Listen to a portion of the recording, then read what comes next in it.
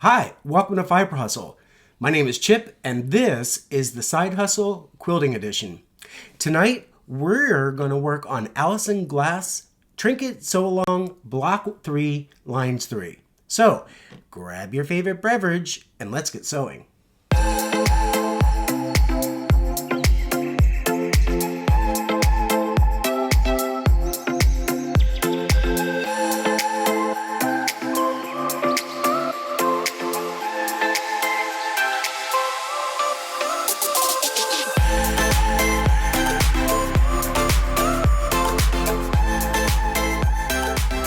And welcome back. You might be wondering, Chip, why so fancy? Well, I gotta be honest with you. This is not fancy. This is just my Red Bull in a glass. It's my way of showing you that, hey, looks are not always what they appear to be. And I want to show you a fancy way of cutting without any hassle. So tonight, I'm going to introduce you to the Martelli Fussy Cutters. It's a template system that allows you to precision fussy cut your blocks. What it is, you've got an outer template that helps you find what you're going to be fussy cutting. And then once you found it, you put this no slip inner block on, and it holds the fabric down while you actually take the template away, and then you can cut exactly where you want it to. It's that simple. The hard part would be choosing what to fussy cut. Now, I've already chosen the fabrics that I want to work with. I've actually got this blue, beautiful floral pattern, and I've got a nice white contrasting fabric. I think these are really going to look nice together. Remember, it's just a simple block. Now, with our mission in mind, you've got your pattern out. Tonight, it's block 3, lines 3, and it's 2 triangles sewn together. That's why I wanted to go fancy, because it's such a simple block. Now, the hardest part of this whole thing is figuring out what to fussy cut. For me, it's like you want to find something that's really eye-catching, but you're hoping that it's by the border. Now, this particular fabric, it's an ombre. It gets really dark on one side and then really light on the other. Here's the light. And here's the darker side. So I'm going to focus on the darker side. All right, I think I have a candidate. I'm really liking this flower right here, and it fits my requirements. It's close enough to the edge, it's part of the darker side, and even though it's larger, it's about the same size as the entire block that we're going to use, I don't mind. I really like it because I can cut it in half and it's really going to look pretty. So when I'm fussy cutting, you want to kind of aim where you think it's going to be. And rather than going on the complete center and cutting there, I'm going to shift it over knowing that I have a little bit of fabric that I need that's extra, or the seam allowance. So I'm going to shift it over just ever so much. That looks about right. Yeah, I think I like that. Then you take your no-slip center block, you lift the template, and then you just cut. All right, this is the commitment. I'm making a commitment. I don't think this is considered FOMO, fear of missing out. I'm doing it. Okay, so I've got my fussy cut ready, and now all I have to do is, might as well cut another one, and then I end up with 2. I'll do one from the blue and one from the white. That sounds like a plan.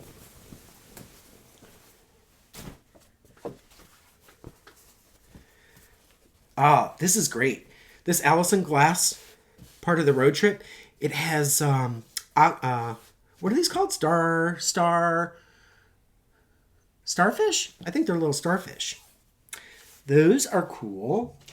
We're going to go back and we're going to take the fussy cut template again, and they're all about the same size, so it doesn't matter which one I choose, but I'm really going to make sure that this guy is going to pop onto the other side of the triangle. And I think, you know what? I know I'm going to do a good job here. So I've got the fabric where I want. The template is in place. I put the non-slip square in, lift the template, and all I do is cut.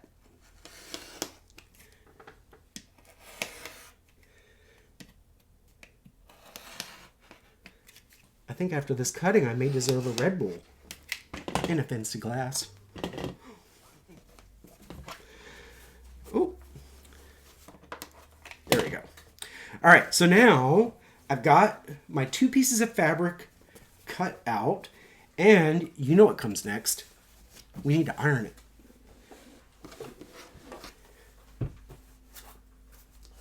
All right, so 1 white pressed, 1 blue pressed. Okay, so these actually look pretty good. I don't see any creases.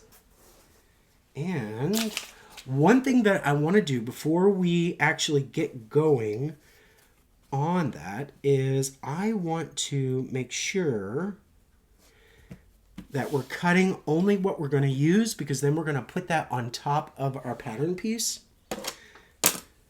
And it looks like I need a little ruler. So what I'm doing is I'm cutting this in half, because that's all. I don't want to use more fabric than I have to. And so in this case, I'm actually going to give myself just a little extra, and I'm allowing for that sew line and the 1/4 inch seam allowance. I'm going to pull my light box back, which I just powered off. There we go. All right, so now we're going to turn our pattern over.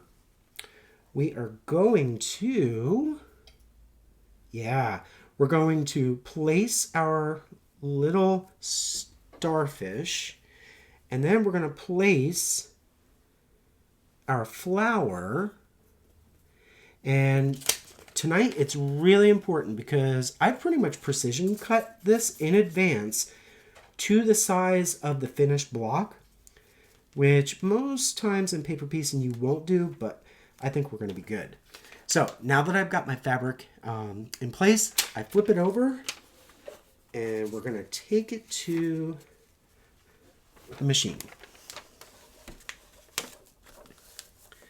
Okay, just like always, we're going to do a locking stitch.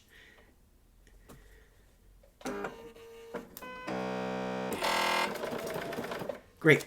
And now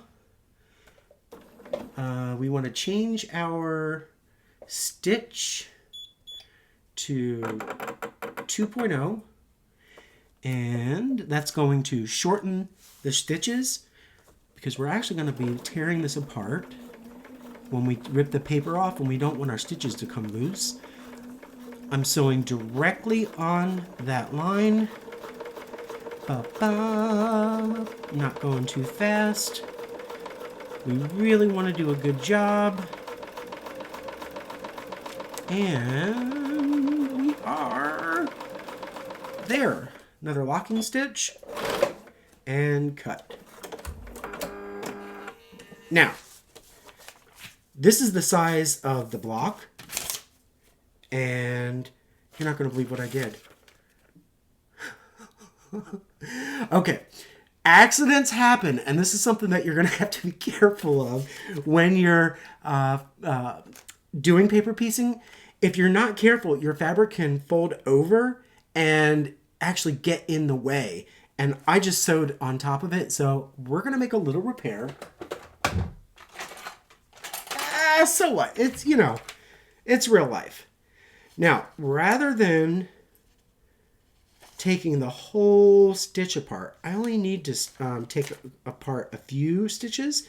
And you'll notice that as I'm doing this, I'm only taking apart what I don't need, and I'm being careful not to mangle the paper, because we're still going to want to use it.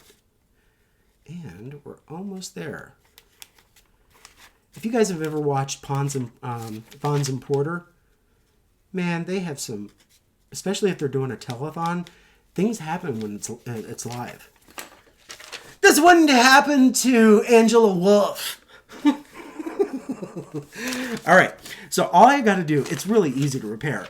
All I got to do is go back on that same line, and I'm going to drop my needle, and then stitch over where I just stitched before. And you know what? Nobody's going to know. Because everybody said, "Oh, you're so amazing, Chip." Well, you know what? Life happens. It's not how you fail, it's how you redeem yourself, right? Okay, so we've got that, and it really looks good. Okay, so before we've got our finished seam. I need to set it. We're gonna iron it. Just like before, we sew, we iron. And what I like to do is I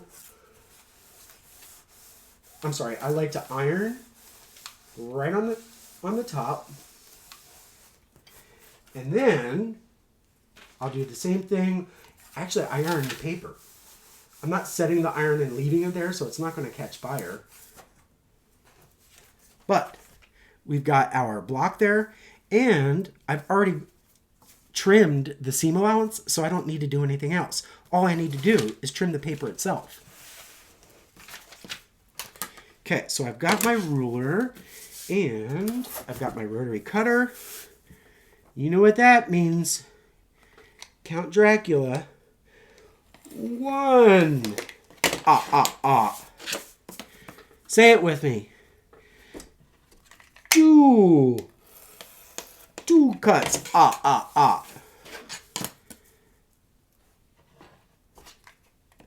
3.